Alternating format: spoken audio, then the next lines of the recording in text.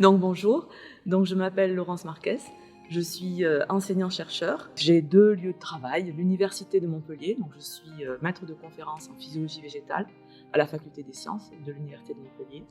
Et j'ai aussi un travail de recherche au laboratoire IPSIM, donc l'Institut de sciences des plantes de Montpellier, sur le campus de l'École supérieure d'agronomie de Montpellier.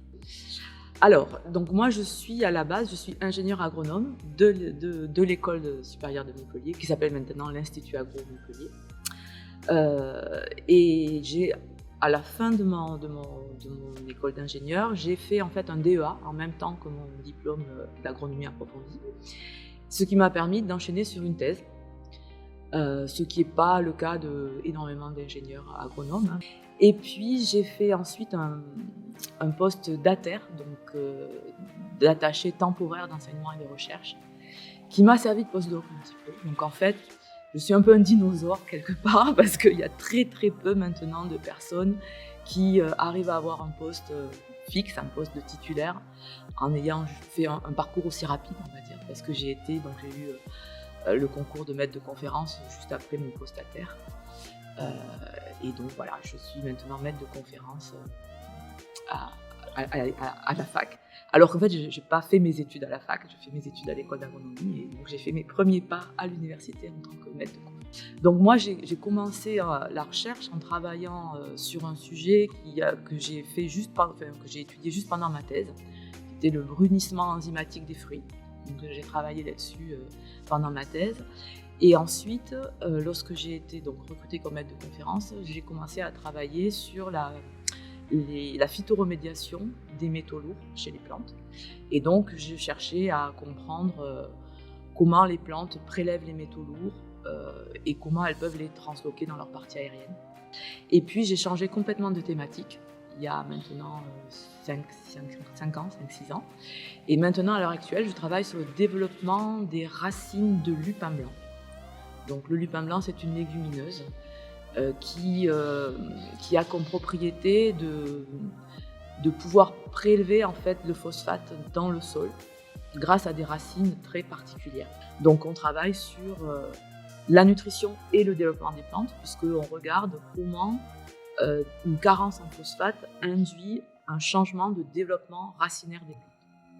C'est vrai que moi, ce qui m'a toujours attirée, c'est d'allier l'enseignement et la recherche. À la fois chercher à comprendre, donc faire de la recherche, chercher à comprendre des processus de physiologie, hein, c'est ça moi qui m'intéresse, et en même temps partager ça, transmettre ce savoir, former des étudiants et partager ces connaissances-là.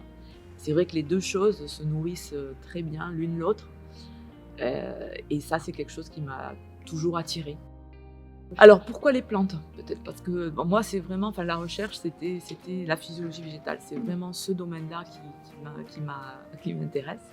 Voilà, on est entouré de plantes, et quand on commence à aller chercher un petit peu comment fonctionne une plante, on découvre tout un monde dans la physiologie moléculaire et cellulaire, de tout ce qu'il y a derrière la vie d'une plante. Une plante, c'est là, ça dit rien, ça bouge pas, ça reste très paisible, et pourtant c'est un organisme vivant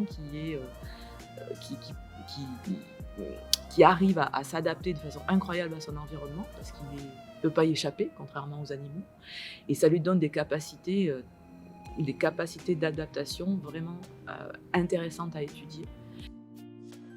Ah oui, ça c'est sûr que le métier évolue beaucoup, mais c'est surtout le contexte dans lequel on travaille qui évolue. Il y a un côté qui évolue, on va dire, de façon pas très positive, c'est toute la partie administrative qui devient, c'est vrai, assez lourde, et de gestion de tout ce qui est autour de l'enseignement. Mais par contre, au niveau de la recherche, ce qui est très motivant, c'est qu'on a actuellement accès à des outils qui étaient pas du tout accessibles au début, quand j'ai commencé, notamment le séquençage. Et ça, c'est vrai que c'est vraiment stimulant de voir la science avancer et d'être dans cette dynamique-là, et d'avoir ce recul maintenant que je commence à être plus âgée, d'avoir ce recul par rapport et de voir l'évolution incroyable de notre technologie au niveau scientifique, et à quel point elle peut nous permettre maintenant d'aller observer des choses que même au niveau imagerie aussi, hein, la microscopie confocale, et cetera, s'est développée voilà, au cours de ma carrière, on va dire, et ça donne vraiment des nouvelles perspectives très, très intéressantes. C'est plutôt les réactions des gens, en fait, autour de nous, lorsqu'on est chercheur ou enseignant-chercheur et qu'on essaye de partager ce qu'on fait et qu'on essaye de dire à des personnes qui sont pas scientifiques, hein, d'expliquer notre travail de recherche. Et les réactions sont des fois assez rigolotes, quoi. Donc, par exemple, dans mon travail de thèse où je travaillais sur le brunissement enzymatique des pommes, ma grand-mère, elle me demandait tout le temps: «Mais alors, quand tu auras fini ton travail, les pommes, elles bruniront plus, les fruits bruniront plus?» Ou quand j'amenais mes enfants des fois, au laboratoire le week-end pour, faire quelques manips, on travaille dans des salles de culture qui sont des fois en sous-sol. À l'université, à un moment, on travaillait dans des salles en sous-sol et mes enfants disaient: «Bah, ma maman, qu'est-ce qu'elle fait comme travail? Elle fait pousser des plantes dans des caves». Donc voilà, enfin, c'est ce genre de réaction qui est assez amusante des fois, de voir comment les autres voient le travail qu'on fait et la différence entre quand on en parle entre nous et entre chercheurs et comment on voit notre travail entre chercheurs et ce que les personnes autour de nous, perçoivent de ce qu'on fait, quoi.